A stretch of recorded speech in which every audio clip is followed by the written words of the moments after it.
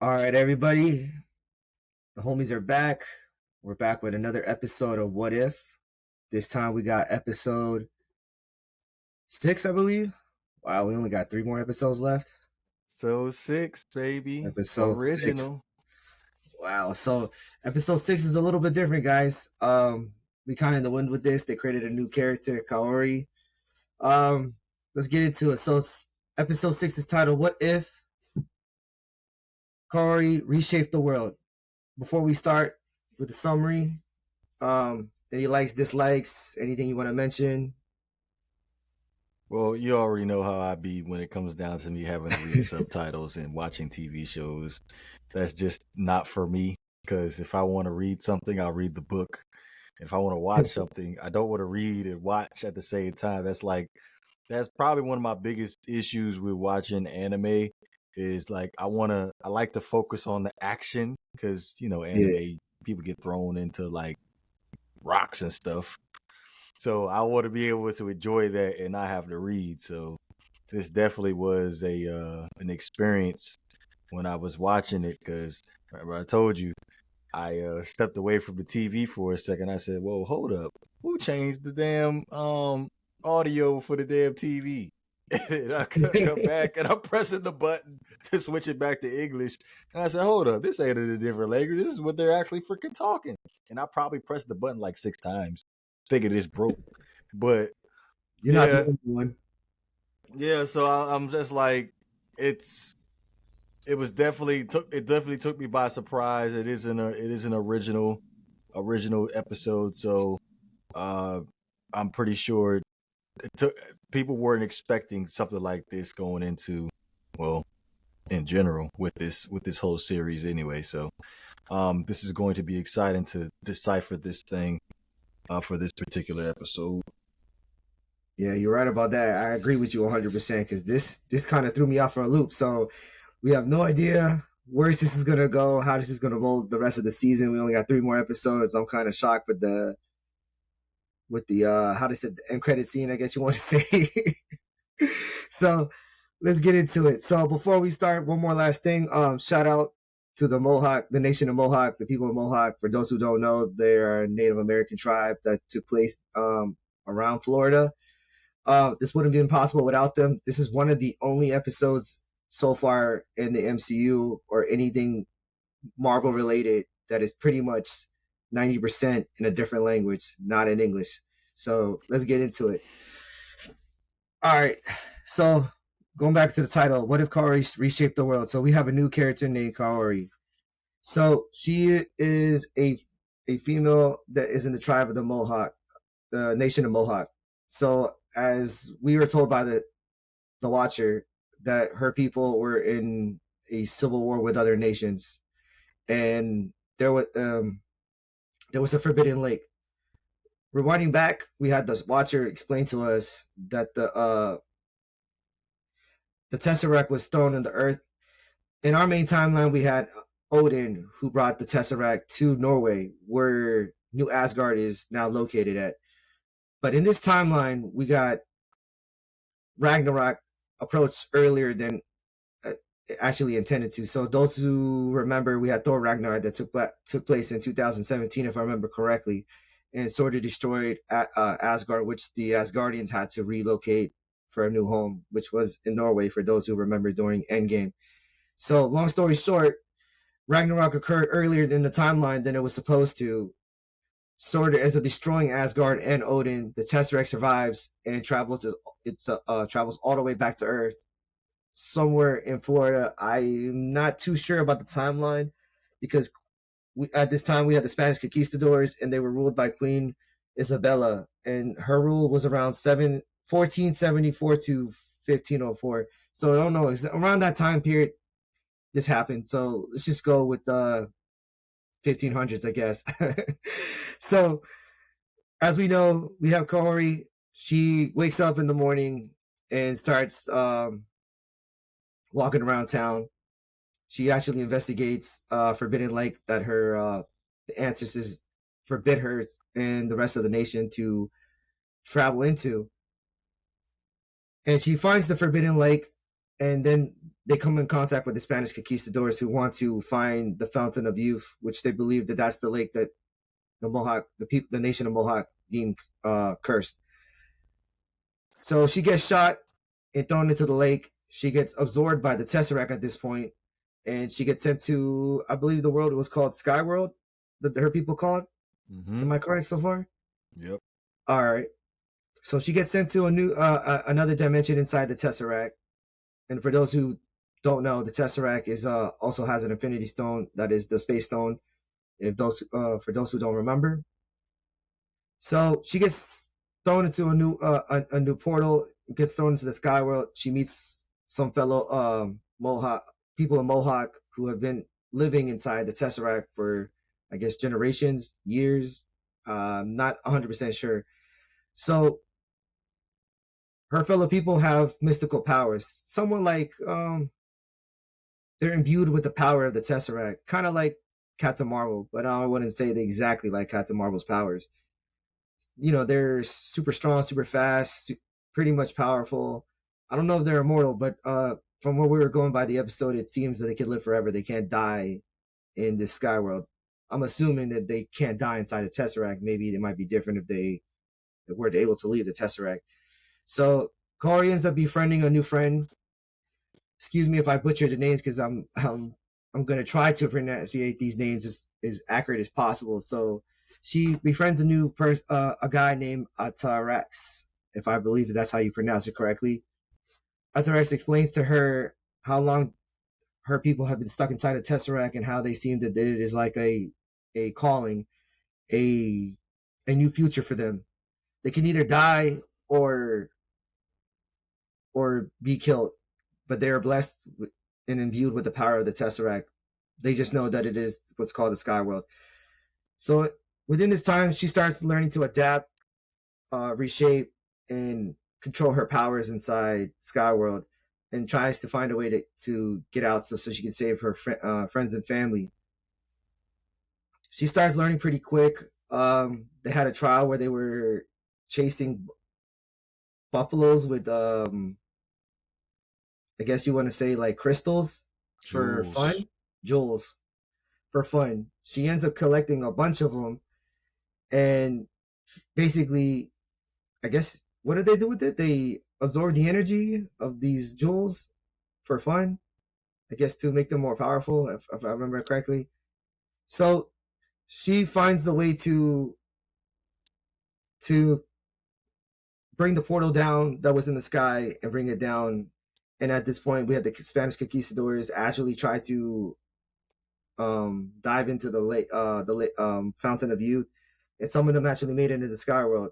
She ends up stopping and remembering that her people were in trouble, demands that Atarax and the rest of the citizens come with her to help save her people. They decide that that wasn't their fate, and they leave Atori, did I say that right?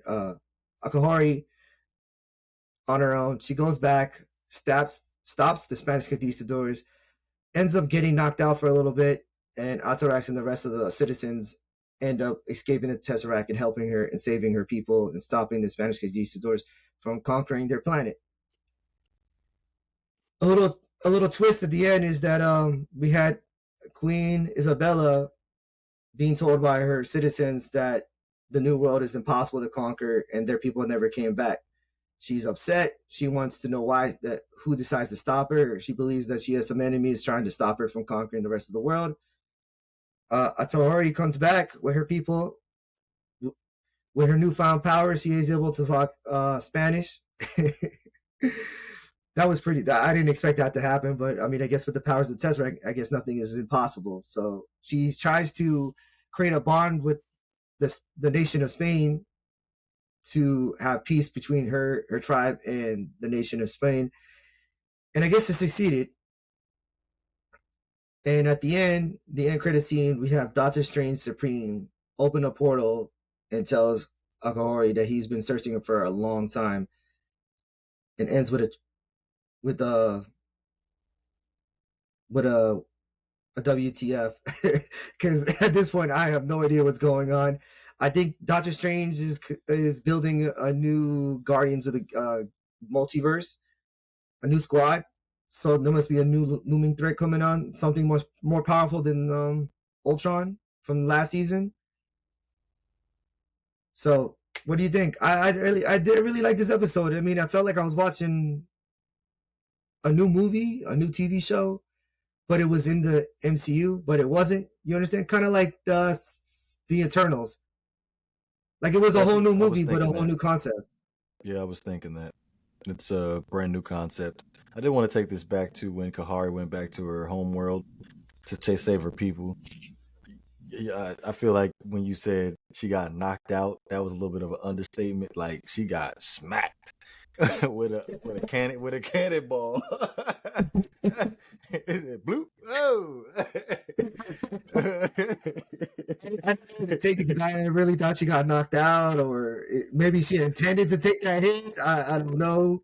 I'm like, damn, you know she did if she was human for real. Got hit with a cannonball, but yeah, it was a very very unique episode that's original where you basically couldn't take your eyes off the TV screen because of the fact that number one you had to read the subtitles. That's number one.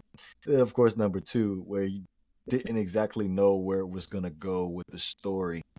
So yeah, I enjoyed it. Now, if I was to rank it within the out with the other 5 episodes, it's definitely going to be my least favorite. But yeah, I definitely enjoyed it. I definitely enjoyed it too. Like being, how do I say this? Kind of left out of the how do I say this? Left out of the continuity because reading the comics, you kind of have an idea where things might go, where they're going to be shaped and formed, what's the Mm-hmm. future coming forward. But with a whole new character, anything is possible. Like being left out of the loop is what I was trying to say earlier. Is is kind of shocking, but also kind of okay. So now we're making characters up, and okay, They're trying I to get kind a of little dig bit this. more diverse with it, True, a little bit diverse, but also they're trying to surprise the fans. So you can't sit here and be like, "There's nothing to go back and reference to. There's no right? comics that we can go back to. There's no TV show we can go back to. No movies we can go back to and be like, this is a whole new character." Take going back to this episode, I have no idea, like I said, where this is going. I do like the character in this TV show. I have my predictions for her. She might be like a new like top superhero. Like I mean, like she might be in the ranks of Scarlet Witch and Captain Marvel. That's just my prediction. I mean, if she trains and harnesses her powers and learns to master, she could pretty much do anything, I guess. I mean, she is imbued with the power of the Space Stone. I mean, just like Wanda is shaped and imbued with the power of the Soul Stone. All Mm-hmm. it did was enhance the powers that she already had inside it. So all we know is that maybe Kahhori could be a mutant.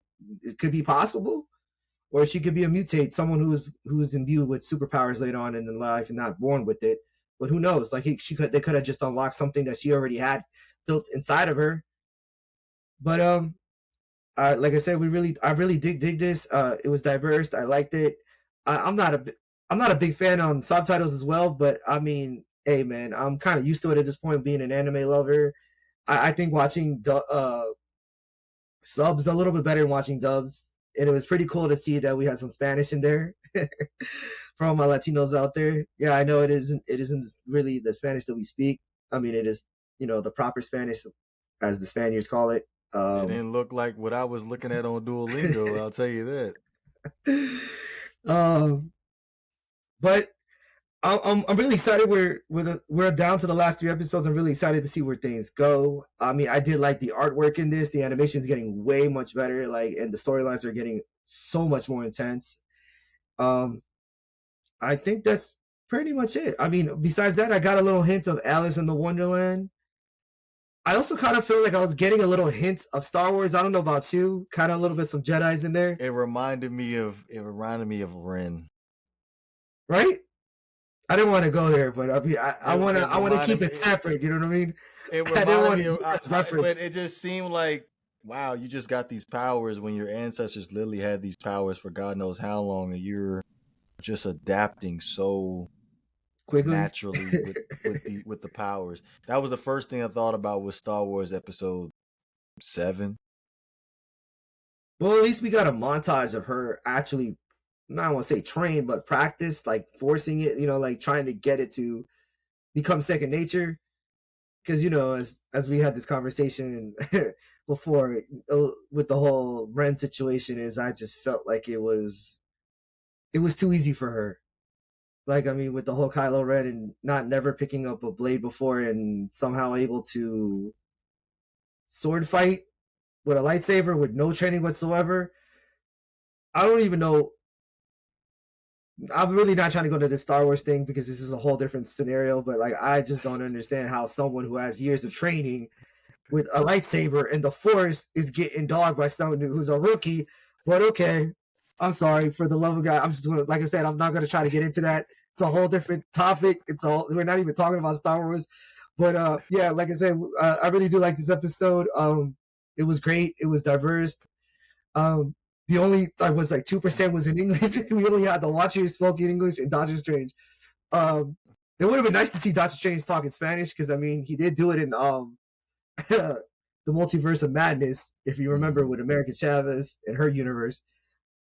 That's pretty much it. I mean, the only thing I gotta say is that stay tuned for the next episode. Don't forget to like and subscribe. Leave a comment below if you want to talk about this, and don't forget to follow our page on YouTube and Instagram, Movies Fanatics.